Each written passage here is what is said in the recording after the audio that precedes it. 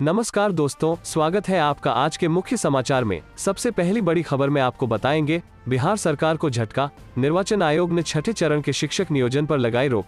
इसी के साथ दूसरी बड़ी खबर में जिक्र होगा कि कश्मीर पर बिहार में तेज हुआ सियासी संग्राम, तेजस्वी की नीतीश को खुली चिट्ठी के बाद मुआवजे पर तीखा बयान। तीसरी बड़ी खबर में आपको बताएंगे कि स्वास्थ्य सिस्टम पर सवाल, तेजस्वी ने नीतीश को ललकारा, किस मुंह से मांगेंगे वोट। दोस्तों, हर एक खबर की गहराई में आपको ले जाएंगे, लेकिन उससे पहले अगर आपको भी ऐसा लगता है कि भाजपा की उल्टी गिनती शुरू हो चुकी है, तो आप अभी इस वीडियो को लाइक कीजिए और इस लाल बटन को दबाकर चैनल को सब्सक्राइब करके घंटी बजाइए और कमेंट में लिखे जय हिंद। बिहार सरकार को झटका, निर्वाचन आयोग ने छठे चरण के शिक्षक नियोजन पर लगाई रोक। जी हाँ दोस्तों, छठे चरण के प्रारंभिक शिक्षक नियोजन की अधूरी प्रक्रिया अब पंचायत चुनाव के बाद ही पूरी हो सकेगी। बिहार राज्य निर्वाचन आयोग ने शिक्षक नियोजन की प्रक्रिया पर रोक लगा दी है।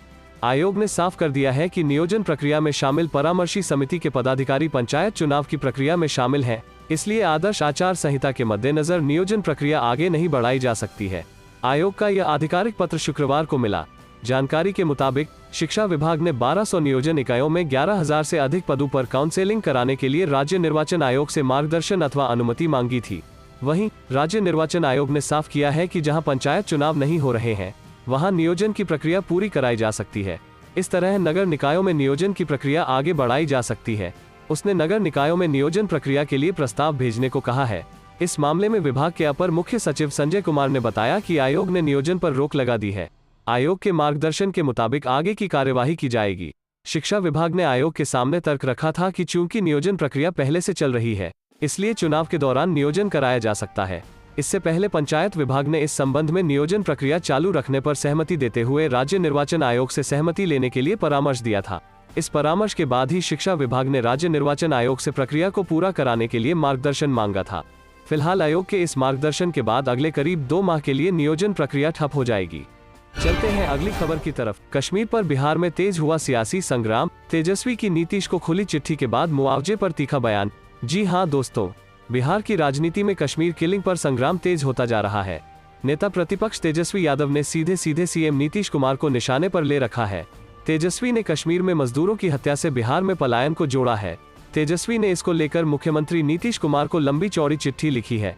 तेजस्वी ने लिखा है कि इन सभी बिहारवासियों की नृशंस हत्या के दोषी आप और आपकी निकम्मी सरकार है।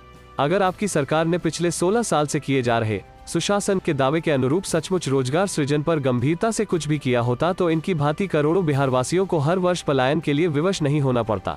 आप ही की सरकार की नाकामी के कारण ये सभी आतंकवाद की भेंट चढ़े युवक अपने घर से दूर एक आतंकवाद प्रभावित दूसरे राज्य में रोजगार की तलाश में पलायन करने को विवश हुए। तेजस्वी आगे लिखते हैं कि आपकी सरकार ने तो खूब दावा किया था कि धारा 370 हटने से आतंकवाद का घाटी से अंत हो जाएगा।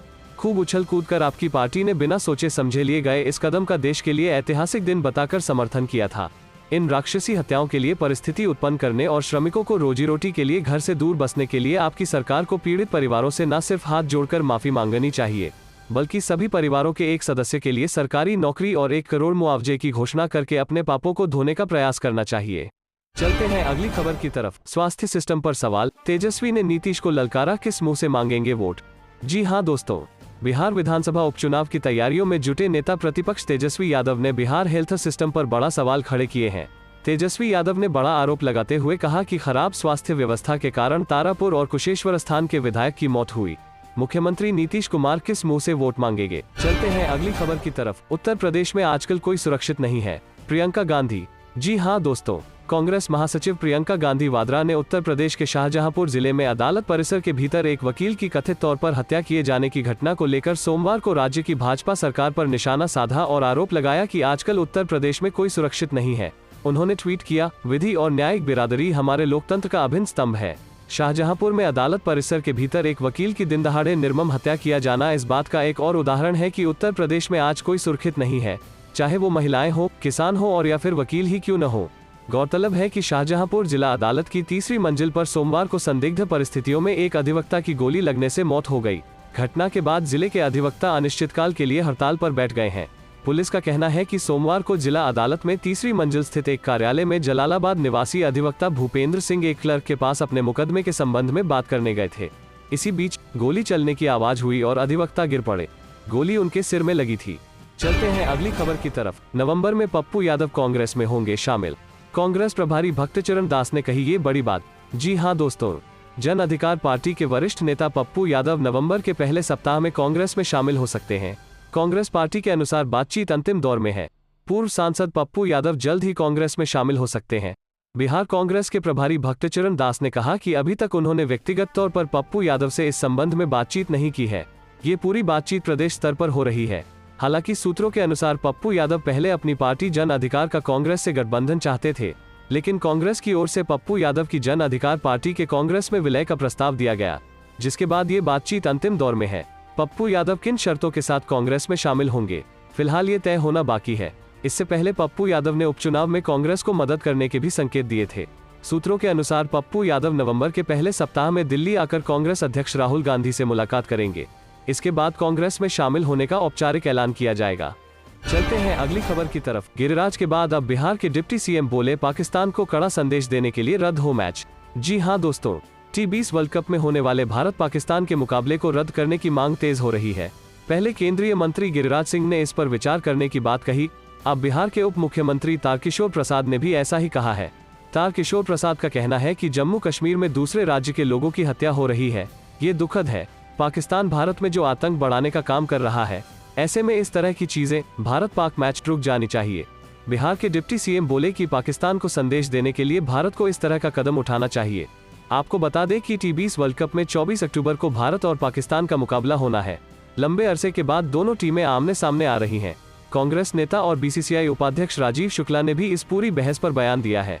राजीव शुक्ला ने कहा है कि जम्मू कश्मीर में जो भी घटनाएं हुई हैं, वो निंदनीय है, लेकिन मैच को इस तरह रद्द नहीं किया जा सकता है। ये ICC की कमिटमेंट है। कश्मीर में बिहारी मजदूरों की हत्या पर तेजस्वी ने CM नीतीश से की माफी मांगने की मांग, बोले सरकार की नीतियां हैं जिम्मेदार। जी हां दोस्तों, बिहार में नेता प्रतिपक्ष तेजस्वी यादव ने कश्मीर में बिहारी मजदूरों की हत्या के लिए बिहार की नीतीश कुमार सरकार को जिम्मेदार ठहराया है। उन्होंने सरकार से पीड़ित परिवारों को 1-1 करोड़ रुपए मुआवजा और परिवार के एक सदस्य को सरकारी नौकरी देने की मांग की है। तेजस्वी यादव ने आरोप लगाया कि पिछले 16 साल के कार्यकाल के दौरान सरकार ने बिहार के नौजवानों को रोजगार देने के लिए कुछ नहीं किया। बिहार में यदि रोजगार सृजन के लिए कुछ हुआ होता तो बिहार से लाखों मजदूर काम की तलाश में दूसरे राज्यों को जाने को मजबूर होते हैं। उन्होंने कहा कि बिहार के लोग नीतीश सरकार की नाकामी की वजह से आतंकवाद की भेंट चढ़ रहे हैं। पिछले 16 वर्षों से बिहार के लोग लगातार पलायन को मजबूर हो रहे हैं। रोजी रोटी की तलाश में उन्हें जान का रिस्क लेकर दूर दूर तक जाना पड़ रहा है। उन्होंने कहा कि सरकार को पलायन नहीं रोक पाने के लिए जनता से माफी मांगनी चाहिए। तेजस्वी ने कहा कि जम्मू कश्मीर से धारा 370 हटाए जाने का जनता दल यूनाइटेड ने समर्थन किया था। उन्होंने आरोप लगाते हुए कहा कि संभावना है कि CM नीतीश कुमार ने जम्मू कश्मीर को लेकर जो दावे किए थे, संभव है कि उसी के प्रभाव में आकर बिहार के मजदूर वहां काम की तलाश में गए हों। गौरतलब है कि रविवार को अनंतनाग में आतंकवादियों ने राजा ऋषिदेव और योगेंद्र ऋषि नाम के बिहार के 2 युवकों की गोली मारकर हत्या कर दी थी। इससे पहले श्रीनगर में आतंकवादियों ने बांका के रहने वाले अरविंद कुमार की भी गोली मारकर हत्या कर दी थी। श्रीनगर में ही भागलपुर के रहने वाले वीरेंद्र पासवान की भी आतंकियों ने गोली मारकर हत्या कर दी थी। चलते हैं अगली खबर की तरफ। तेजस्वी, कन्हैया, तेज प्रताप और चिराग, 4 युवा नेताओं की टक्कर बिहार उपचुनाव को बनाएगी रोचक। जी हां दोस्तों, बिहार उपचुनाव 2021 को लेकर सभी दलों ने अपनी ताकत झोंक दी है। मतदान में अब 2 हफ्ते से भी कम समय बचा है। सूबे का चुनावी पारा गर्मा चुका है। वहीं इस बार विधानसभा उपचुनाव में बिहार के 4 प्रभावशाली युवा नेता मैदान में उतरकर एक दूसरे के खिलाफ जोर आजमाइश करने जा रहे हैं। कन्हैया कुमार की एंट्री मुकाबले को दिलचस्प बनाएगी। वहीं लालू के दोनों बेटे भी एक सीट पर आमने सामने दिखेंगे। बिहार उपचुनाव इस बार युवा नेताओं के लिए भविष्य की राजनीति का टेस्टिंग ग्राउंड साबित हो सकता है। 2020 के विधानसभा में भी बिहार के ये 4 युवा चेहरे मैदान पर थे, लेकिन इस बार समीकरण बदला हुआ है। कन्हैया कुमार ने वामपंथ से नाता तोड़कर अब कांग्रेस का दामन थाम लिया है। वहीं कांग्रेस इस उपचुनाव में राजद से अलग होकर अपने उम्मीदवारों को दोनों सीटों पर उतार चुकी है। दूसरी तरफ लोजपा संस्थापक रामविलास पासवान के पुत्र जमुई सांसद चिराग पासवान भी नई जमीन की तलाश में जोर लगाए हुए हैं। नेता तेजस्वी यादव मुंगेर में डेरा डाल चुके हैं। शनिवार को तारापुर पहुंचे तेजस्वी ने इस विधानसभा सीट पर जीत के लिए पूरी ताकत झोंक दी है। 18 अक्टूबर को पटना पहुंचकर चिराग पासवान 22 अक्टूबर से 3 दिनों तक तारापुर में अपने दल के प्रत्याशी के लिए कैंप करेंगे। वहीं कांग्रेस में शामिल होने के बाद कन्हैया स्टार प्रचारक के तौर पर बिहार पहली बार 22 अक्टूबर को आ रहे हैं। लोकसभा चुनाव में उनके खिलाफ राजद ने उम्मीदवार खड़े किए थे। इस उपचुनाव में राजद उम्मीदवार के भी खिलाफ कन्हैया कांग्रेसी बनकर हुंकार भरेंगे। राजद नेता तेजस्वी यादव तारापुर में जनसंपर्क अभियान चला रहे हैं। वो 22 अक्टूबर से कुशेश्वर स्थान में डेरा डालेंगे। वहीं 18 अक्टूबर से चिराग पासवान कुशेश्वर स्थान में कैंप करेंगे। चिराग 3 दिनों तक यहां रहेंगे और 22 को तारापुर जाएंगे। वहीं दूसरी तरफ लालू परिवार में अभी कलह जारी है।